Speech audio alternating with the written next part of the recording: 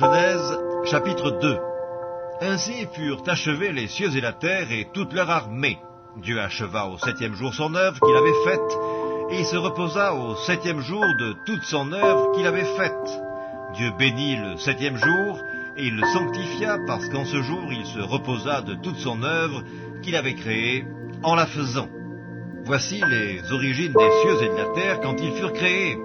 Lorsque l'Éternel Dieu fit une terre et des cieux, aucun arbuste des champs n'était encore sur la terre, et aucune herbe des champs ne germait encore, car l'Éternel Dieu n'avait pas fait pleuvoir sur la terre, et il n'y avait point d'homme pour cultiver le sol. Mais une vapeur s'éleva de la terre, et arrosa toute la surface du sol.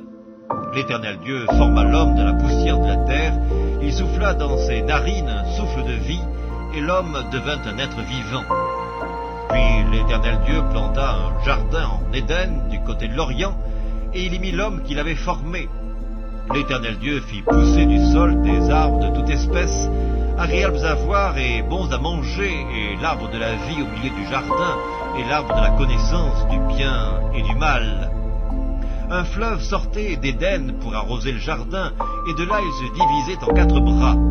Le nom du premier est Pichon, c'est celui qui entoure tout le pays de Havila, où se trouve l'or. L'or de ce pays est pur, on y trouve aussi le bdellium et la pierre d'onyx. Le nom du second fleuve est Gihon, c'est celui qui entoure tout le pays de Cush. Le nom du troisième est Hiddekel, c'est celui qui coule à l'orient de l'Assyrie. Le 4e fleuve, c'est l'Euphrate. L'Éternel Dieu prit l'homme et le plaça dans le jardin d'Éden pour le cultiver et pour le garder. L'Éternel Dieu donna cet ordre à l'homme: tu pourras manger de tous les arbres du jardin, mais tu ne mangeras pas de l'arbre de la connaissance du bien et du mal, car le jour où tu en mangeras, tu mourras. L'Éternel Dieu dit: il n'est pas bon que l'homme soit seul, je lui ferai une aide semblable à lui. L'Éternel Dieu forma de la terre tous les animaux des champs et tous les oiseaux du ciel, et il les fit venir vers l'homme pour voir comment il les appellerait, et afin que tout être vivant portât le nom que lui donnerait l'homme. Et l'homme donna des noms à tout le bétail, aux oiseaux du ciel et à tous les animaux des champs. Mais pour l'homme, il ne trouva point d'aide semblable à lui.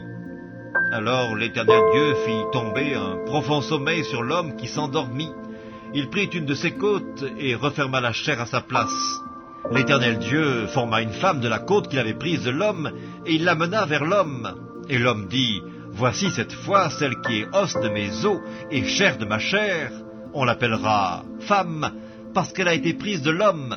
C'est pourquoi l'homme quittera son père et sa mère, et s'attachera à sa femme, et ils deviendront une seule chair.